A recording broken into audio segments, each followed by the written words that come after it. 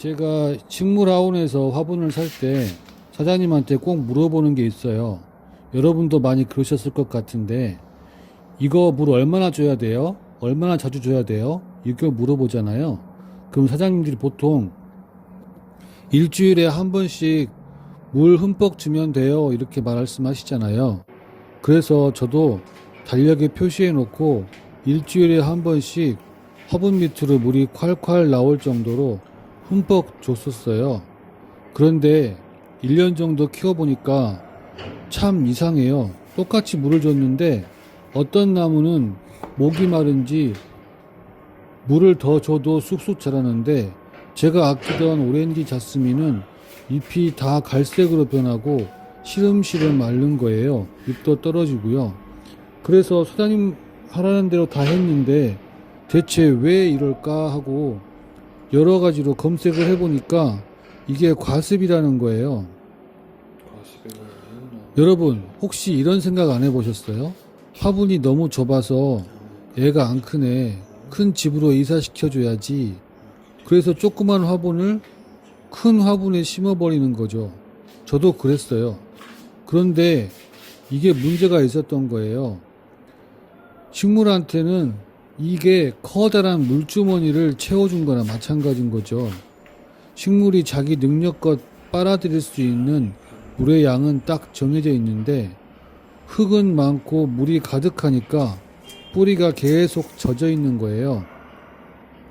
사람이 물에 빠지면 숨을 못 쉬어서 익사하듯이 식물 뿌리도 물속에 계속 잠겨 있으면 숨을 못 쉬고 썩어버립니다.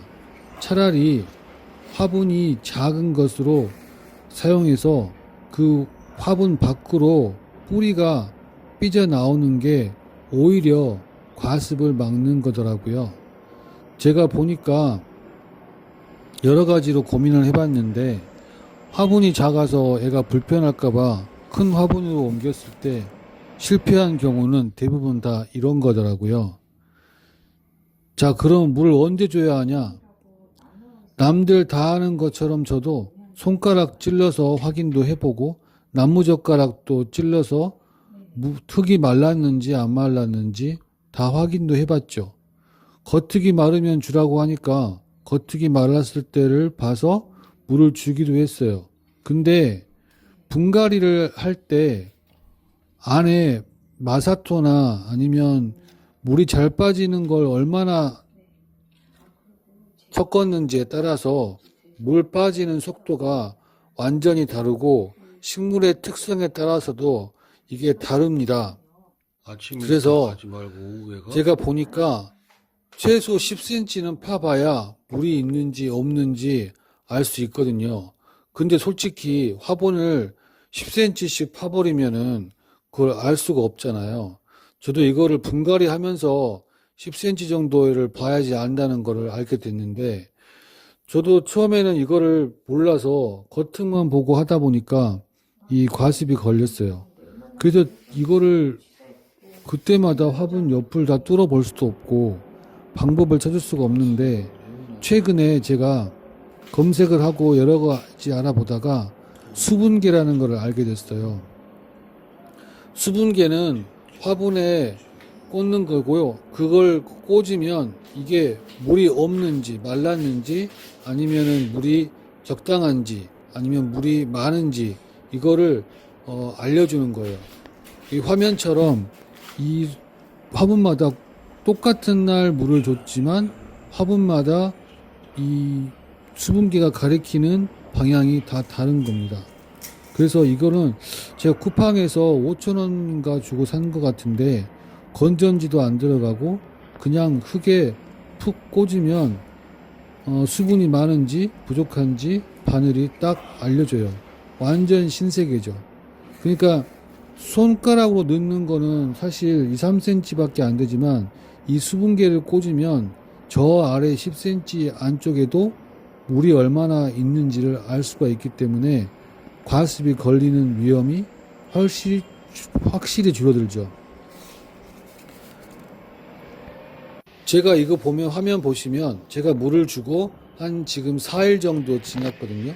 그래서 이렇게 딱 하나씩 다 꽂아 보면은 어떤 애는 많고 어떤 애는 적당하고 어떤 애는 지금 물을 줘야 되는 상황이 되는 거예요. 식물마다 목마른 속도가 다 다른데 일주일에 한 번씩 일괄적으로 물을 콸콸콸 주니까 애들이 병이 날 수밖에 없었던 거죠. 그래서 저는 여기서 저만의 물주기 꿀팁 하나 알려드릴게요. 조리개로 물을 확 부으면 내가 얼마나 줬는지 감이 안 오잖아요. 그러니까 다 마신 500ml 생수통 뚜껑에 송곳으로 구멍을 뚫어서 500ml 한 통, 두 통 이렇게 기준을 잡고 화분의 3분의 1 정도만 물을 주는 겁니다. 그러니까 화분 전체 크기에 화분에 들어있는 흙의 양의 3분의 1을 생각하시면 돼요. 그렇게 하면은 밑으로 물이 줄줄 흘러나오지 않고 적당하게 주게 되는 거고요. 또 그렇게 해서 한 3, 4일 지난 다음에 수분계로 체크해보고 또 부족하면 지금처럼 조금씩 주고. 그러니까 사람으로 말하면 배고프지 않는데 계속 밥을 줘서 애가 비만에 걸리지 않게 만들어야 되죠. 비만에 걸리면 여러 가지 병이 생기잖아요. 식물도 마찬가지로 물을 너무 많이 주면 비만이 걸리고 뿌리가 녹고 식물이 아프게 됩니다. 그래서 여러분들 약간 부족하다 싶을 정도로 물을 주는 게 가장 좋은 방법이라고 생각합니다. 식물 고수님들은 입이 살짝 처진 거 보면 물 달라는 신호야 하시는데 솔직히 저는 아무리 봐도 지금은 잘 모르겠더라고요. 그래서 우리 같은 초보가 입모양을 보고 어떻게 그걸 알겠어요. 헷갈리다가 식물 죽으면 이 식물 또 죽게 되고 나랑 안 맞나 봐 이런 생각을 하게 되면서 또 트라우마 생겨가지고 다른 식물을 살 때 되게 망설이게 되거든요. 식물 키우는 게 재밌어야 되는데 그런 트라우마 때문에 망설이면은 점점 자신이 떨어지고 또 이것도 물을 많이 주면 잘못될까봐 걱정되고 이런 생각으로 더 힘들어지게 되는 거죠. 식물을 키우고 내가 그 식물을 통해서 힐링 받고 싶어서 식물을 키웠는데 식물을 키우다가 더 스트레스를 받으면 안 되겠잖아요. 근데 그 스트레스를 줄일 수 있는 가장 간단한 방법이 저는 수분계라고 생각해요. 그러니까 여러분들도 감에 의존하지 마시고 초보일수록 처음엔 이런 수분계를 도움을 받으세요. 저처럼 이것저것 부딪혀 보면서 내 식물이 물을 얼마나 먹는지 감을 잡다 보면 어느새 식물 고수가 되어 있을 겁니다. 수분계로 물을 주다 보면 나도 그 고수들이 말하는 잎이 살짝 처진 거라든가 땅이 말라 있다든가 이런 모양만 보고도 물을 주는 때가 오겠죠. 자, 여러분 식물 키우기 생각보다 재밌습니다. 식물학개론이었습니다.